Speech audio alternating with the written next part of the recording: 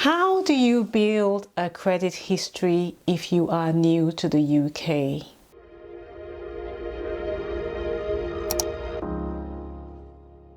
Hi, I'm Joyce. Welcome back to my channel, and today we are continuing with the topic of credit history, specifically a person new to the UK, because as you know, or maybe you don't know, if you're new to the UK, you will need to build your credit history from scratch.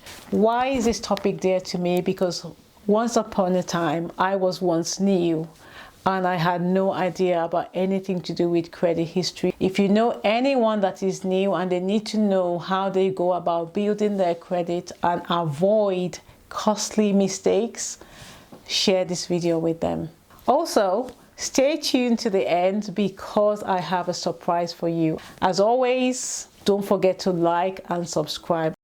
So I wanted to make this video, as I said, because I used to be an immigrant. I came here and things work differently from Nigeria, where I came from, to the UK. And it could be a point of frustration if you don't understand how the UK banking system works. The first thing I want to say to you is that if you're new here, it's important where you get your information from. Because rather than get our information from a reliable source, we will ask somebody that has maybe half information. We ask somebody else that has less than half information. And before you know it, we are confused.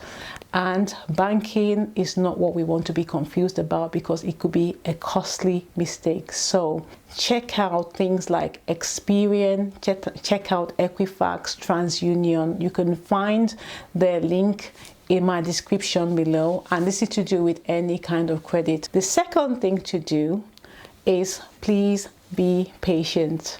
When we're talking history is the very nature of history says there is time involved. Things don't happen like overnight here in the UK. History takes a while to build. I can assure you it will take you a minimum of 6 months to a year to have any kind of tangible history. So when you're walking into situations like this, understand that you will need to apply patience. The third thing I want you to do is similar to what I have advised a young person in the UK to do, which is get yourself registered on the electoral roll. You are eligible as long as you are legally allowed to be in the country, because you are from a Commonwealth country. Another Commonwealth country will be Canada, Australia, New Zealand. I think those are the only ones I know from the top of my head. So if you're from these countries and you're legally in the UK, then you are allowed to be on the voters roll. Why should you be on the voters roll? Every time you go to apply for credit, the bank or the company that wants to give you credit will check for your name and address on the electoral roll.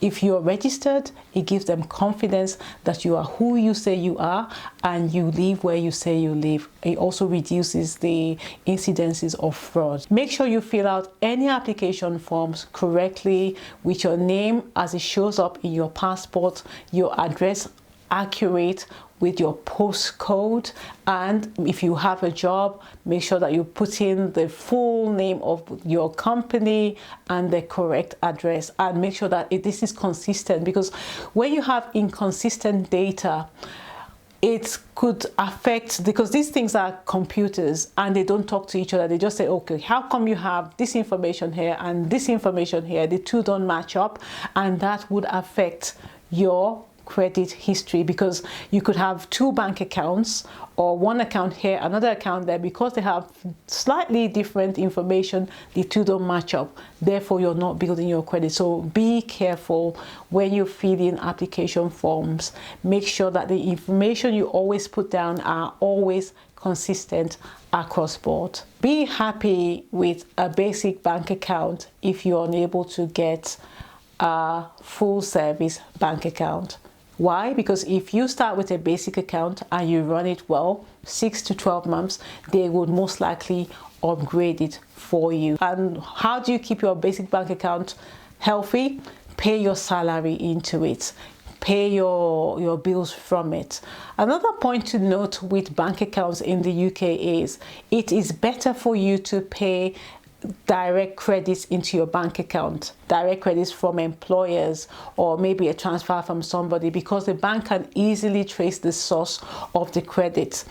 A lot of banks do not like cash payment, especially if it's a lot of money and if it's frequent.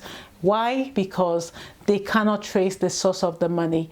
They might think, oh, this person is laundering money. There will be some cash payments here and there. This is not what we're talking about. We're talking about maybe today you pay £1,000 in, tomorrow 5,000, the next day 10,000, and this is constant.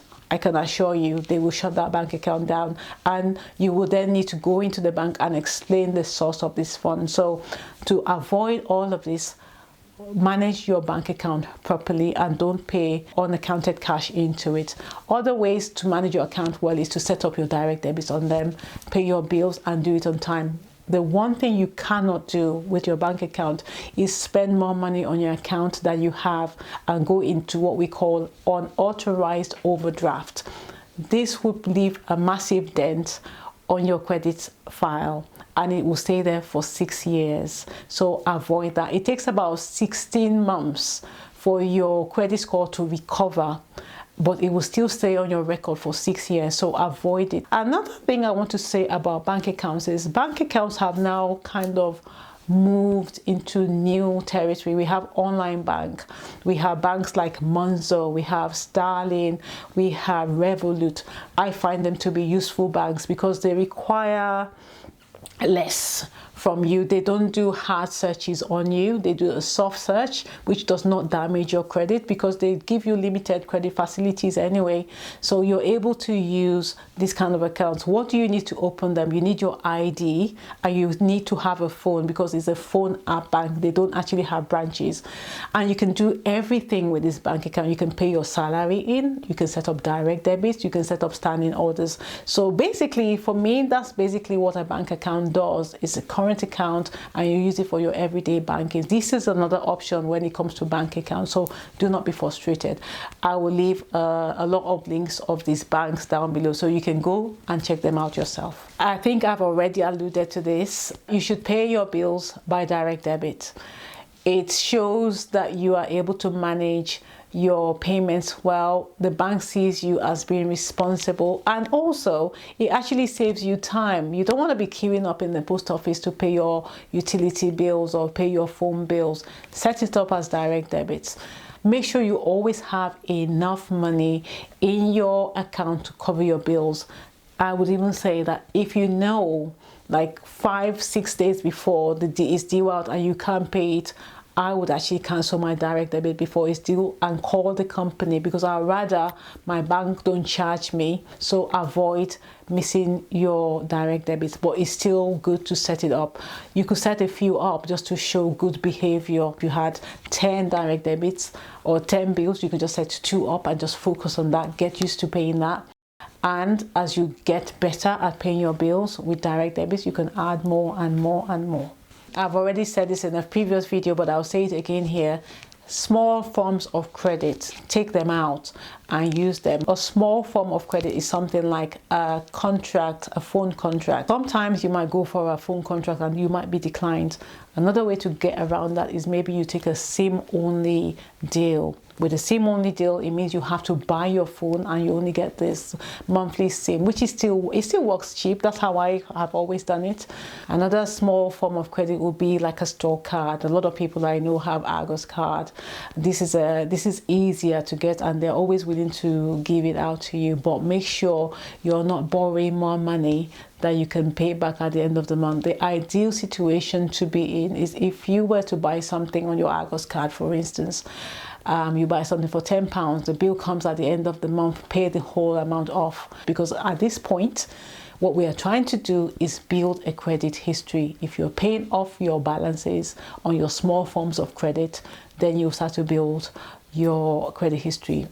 As promised, and as a thank you for watching, click on the link below to download the guide. I hope you found today's video helpful. As always, don't forget to like and subscribe.